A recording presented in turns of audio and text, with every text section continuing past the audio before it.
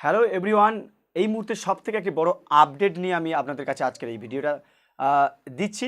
তো আপনারা অনেক সবাই জানতে পেরেছেন যে বাংলার যুবসাথী প্রকল্পের জন্য ফর্ম অলরেডি অনলাইনে দিয়ে দেওয়া হয়েছে।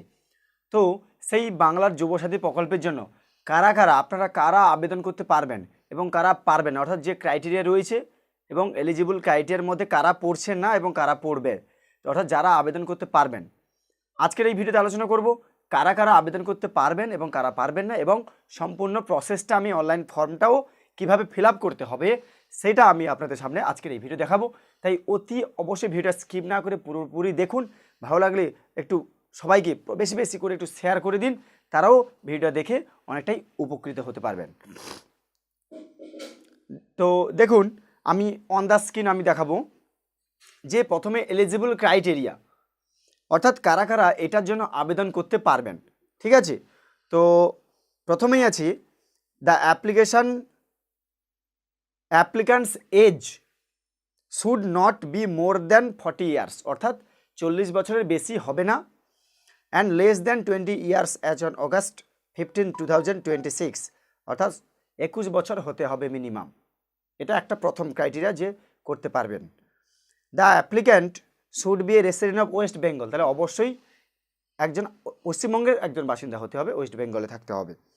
The applicant must have completed the class 10, অর্থাৎ মাধ্যমিক অবশ্যই পাস করতে হবে, সেটা WBBSC, CBSC, ISC যেটা হতে পারে, ICSC বোর্ড যে কোনো হতে পারে, মোটামুটি মাধ্যমিক পাস করতে হবে, তবেই এটা আবেদন করতে পারবে। If you are availing any scholarship from the state or central government you are also eligible, যদি কেউ স্কলারশিপও পেয়ে থাকে সেক্ষেত্রেও তিনারা আবেদন করতে পারবেন। এবারে হু আর নট এলিজিবল, কারা এলিজিবল নয় এটা জানতে হবে যে কারা আবেদন করতে পারবেন না।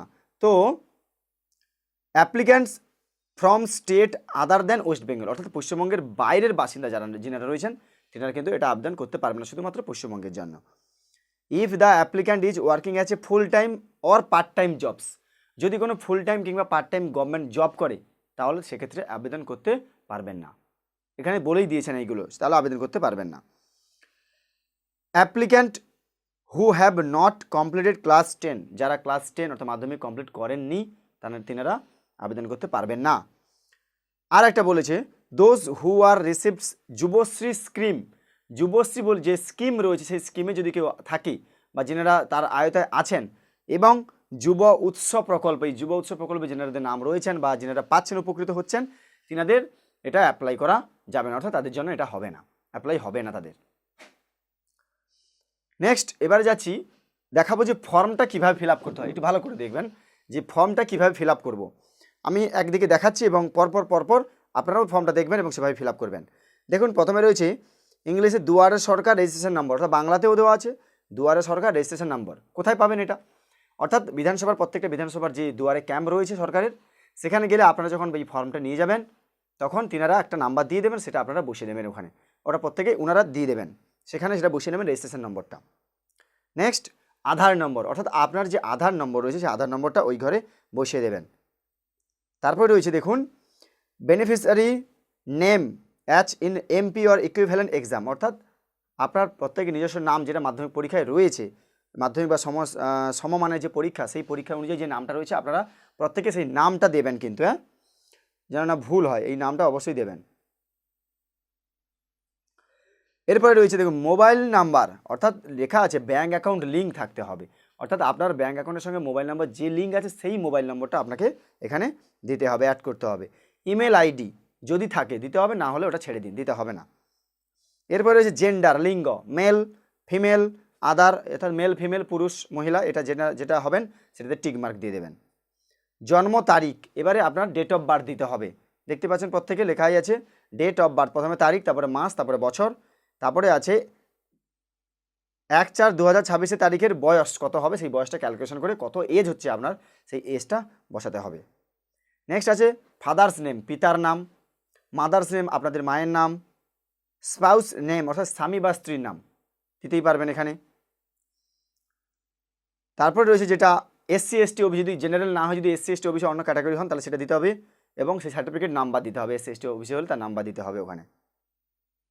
নেক্সট রয়েছে যে ম্যাটেরিয়াল স্ট্যাটাস বা যে বৈবাহিক যে অবস্থাটা যেটা রয়েছে সেটা কি, আনম্যারিড, ম্যারিড না উইডোয়ার, এটা দিতে হবে। উইডোয়ার মানে বিধবা বিপত্নী, এটা দিতে হবে আপনাকে। এরপর রয়েছে কন্ট্যাক্ট ডিটেলস। কন্ট্যাক্ট ডিটেলসের মধ্যে কি দেবেন, দেখুন লেখা আছে হাউস নম্বর, বাড়ির নম্বর, থাকলে দেবেন, না থাকলে না, এটা দেওয়ার দরকার নেই। ঠিক আছে। ভিলেজ, সিটি, টাউন, এটা আপনারা দিয়ে দেবেন প্রত্যেকে। ভিলেজ, সিটি বা টাউন, আপনার যেখানে যেখানে যার আপনার বাসস্থান সেখানকার টাউন, সিটি আর হচ্ছে ভিলেজ, এগুলো দিয়ে দেবেন, গ্রামের নাম দেবেন। পোস্ট অফিস, আপনাদের প্রত্যেকে পোস্ট অফিসের নাম বা ডাকঘরের নাম দেবেন। গ্রাম পঞ্চায়েত, জিপি অর্থাৎ গ্রাম পঞ্চায়েত নম্বর বা ওয়ার্ড নম্বর, অর্থাৎ গ্রাম পঞ্চায়েতের নাম লিখতে হবে বা ওয়ার্ড নাম্বার দিতে হবে। ব্লক, আপনাদের ব্লক, পৌরসভা, কর্পোরেশন, তিনটের মধ্যে যেটা হবে সেটা আপনারা দেবেন কোন ব্লকে আপনারা অন্তর্গত। পুলিশ স্টেশন অর্থাৎ থানা, থানাটা দিয়ে দেবেন আপনাদের কোন থানায়। ডিস্ট্রিক্ট, জেলা, পিনকোড, আপনাদের যা পিনকোড রয়েছে সেই পিনকোডে দিয়ে দেবেন 743 যা আছে সামথিং। আর স্টেট কি, ওয়েস্ট বেঙ্গল আগে থেকে ফর্মে দেওয়া থাকবে, ওটা স্টেট দেওয়া আছে। এবং আরেকটা যেটা ছেড়ে গেছি সেটা একদম ফার্স্ট, একদম ডান দিকে উপরে দেখুন যে পাসপোর্ট সাইজ ফটো করতে হবে এবং তার কাছে সিগনেচার দিতে হবে। ঠিক আছে, passport size photo with signature, মানে আপনাকে সইও করতে হবে সেই ফটোর উপরে। ঠিক আছে। এর পরবর্তী যেটা রয়েছে শিক্ষাগত যোগ্যতা সর্বোচ্চ, অর্থাৎ এটা আপনার হাইয়েস্ট কোয়ালিফিকেশান কোনটা, কতদূর আপনার হাইয়েস্ট কোয়ালিফিকেশান, ডিগ্রি কতদূর, সেটা আপনি এখানে দিতে পারবেন, অপশান রয়েছে। আর প্রেজেন্ট অকুপেশান, বর্তমানে আপনি কী করছেন সেই পেশাও আপনাকে এখানে উল্লেখ করতে হচ্ছে। ঠিক আছে, আপনি দিয়ে দেবেন বর্তমানে পেশা, আপনি ফার্মার দিয়ে দেবেন। শিক্ষাগত যোগ্যতা এইচএস হলে এইচএস দেবেন, মাধ্যমিক হলে মাধ্যমিক দিয়ে দেবেন লাস্ট। ঠিক আছে। এরপরে ব্যাঙ্ক অ্যাকাউন্ট ডিটেলস, খুব ভালো করে এটা ফিল আপ করতে হবে। আধার কার্ডের সঙ্গে যুক্ত থাকতে হবে, লিঙ্ক থাকতে হবে, অবশ্যই মোবাইল নাম্বার লিঙ্ক থাকতে হবে। ব্যাঙ্ক নেম, ব্যাঙ্কের নাম দেবেন। ব্যাঙ্ক ব্রাঞ্চ নেম, আবার শাখা কোথাকার শাখা, ব্যাঙ্কের নাম এসবিআই কি যে কোনো একটা ব্যাঙ্ক হলে হবে, শাখাটা কোথাকার সেটা নাম দেবেন। ব্যাঙ্ক অ্যাকাউন্ট নম্বর, খুব ভালো করে ব্যাঙ্ক অ্যাকাউন্ট নাম্বারটা দিতে হবে। আইএফএসসি কোডটা প্রত্যেকেই বইতে লেখা আছে, ওটা দেখে আপনারা ওখানে বসিয়ে দেবেন আইএফএসসি কোড, হয়ে গেল। নেক্সট যেটা রয়েছে সেটা লেখা আছে অন্য কোনো সরকারি সাহায্য পান কি না রাজ্য সরকার প্রদত্ত শিক্ষাগত সুবিধা বা বৃত্তি ছাড়া, হ্যাঁ বা না, অন্য কোনো সুবিধা পাচ্ছেন হ্যাঁ কি না। যদি হ্যাঁ বা না হয় সেটা আপনারা হ্যাঁ বা না বলেন, যদি পান বিস্তারিত বিবরণ দিতে হবে যে কী কেন পাচ্ছেন। ঠিক আছে। এরপরে রয়েছে যেটা এনক্লোজার লিস্ট, অর্থাৎ আপনাদের কী কী জেরক্স ডকুমেন্টগুলো অ্যাটাচ করতে হবে সেগুলো এখানে লিস্ট দিয়ে দিয়েছেন। তো এগুলো কোনগুলো দিয়েছেন সেগুলো পাশে টিক চিহ্ন মারবেন, এই ডান দিকে টিক চিহ্ন মারবেন এবং কোনগুলো দিতে হবে দিয়ে দিয়েছে।